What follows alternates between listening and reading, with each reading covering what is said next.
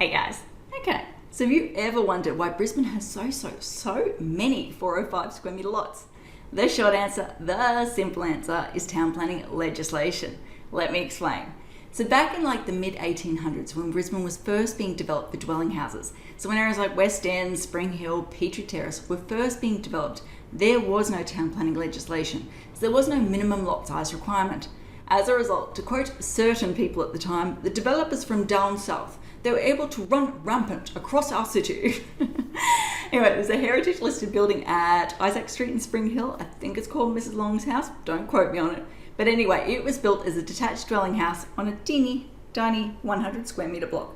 To this day, it remains a detached dwelling house on a teeny tiny 100 square metre block. It is crazy. But it's heritage listed because it's an amazing representation of just how our city was evolving and developing at that point in time, and just how crazy small the allotment sizes got.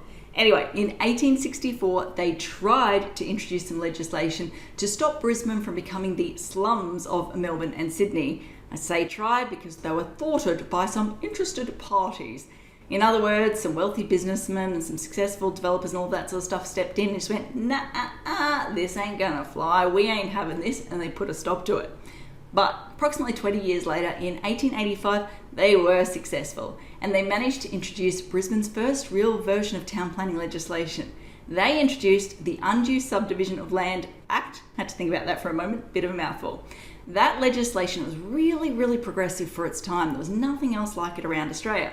It ran from 1885 through to 1923. The purpose of that legislation, like I suggested, was to stop us from becoming like the slums of Melbourne and Sydney. But it was also in place to help stop the spread of fire between our timber dwellings and to help prevent the spread of disease between our households, because everyone was crammed in nice and tight. Anyway, this legislation, it prescribed a minimum lot size of 16 perches, aka 405 square metres. It also prescribed minimum setback requirements, building separation requirements, minimum road width requirements. You get the idea. Now, this legislation, like I suggested, ran from 1885 through to 1923, which is a really key period for when our city was developing. Most of our inner city suburbs evolved and were created during that time period, which is why you see so many 405 square metre blocks.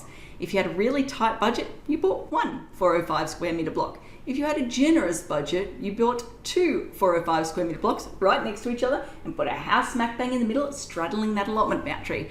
You can see it now. You guys are just going, I've seen a lot of those around. It explains a lot, right? Anyway, this legislation was pivotal in creating our iconic Brisbane big backyards that we're known for these days as well. So I actually saw a photo, or I should say photos, a couple of years ago when I was doing some research for this. I think it was on the House History site. I'm going to look it up and I'm going to try and insert it into this video because it was a really striking image, and it's just stuck with me ever since. Essentially, it was two aerial photos side by side. The first aerial photo was a block of, basically a street in Rosalie. The other one was a comparable site down south. I think it was like Sydney or Melbourne or something like that. Anyway, this image here, the Rosalie image, was perfect little square timber house roof forms with a nice big green strip in the middle. This image over here was just a sea of brown and grey. Now, when I say comparable, I can't remember exactly how they compared it, but it was something like two locations built at the exact same time and the same socioeconomic status and all of that sort of stuff. So yeah, this image was just a really in-your-face representation or show, or you get where I'm trying to go here, of just how much of an impact legislation can have on our built form and the way a city evolves and all that sort of stuff.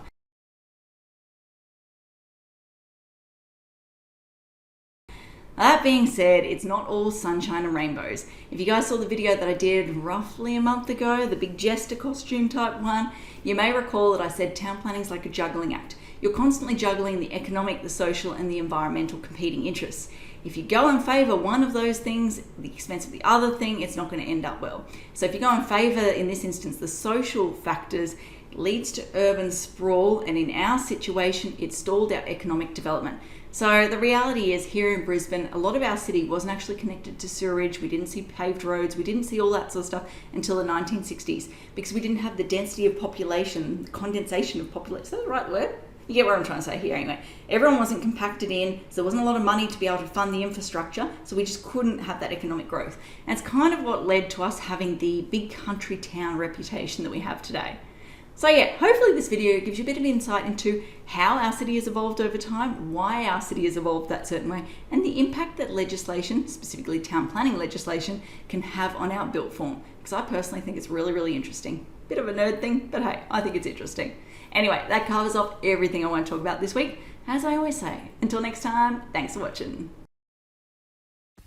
For all you red tape lovers out there, I have one thing to say. Well, no, actually, I've got three.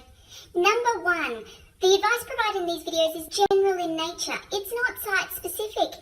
You would be a silly Billy to go and make financial decisions based on this advice without first checking with the town planner. Don't be a silly Billy. Number two, Brisbane town planning is in no way linked to Brisbane City Council. The views expressed in these videos are my own, not council's. So if you don't like them, blame me, not council. Number three, what was my number three? Oh yeah, the views expressed in these videos are accurate at the time of recording. If you're watching this video back 10 years from now, the views may not be so accurate. That's all.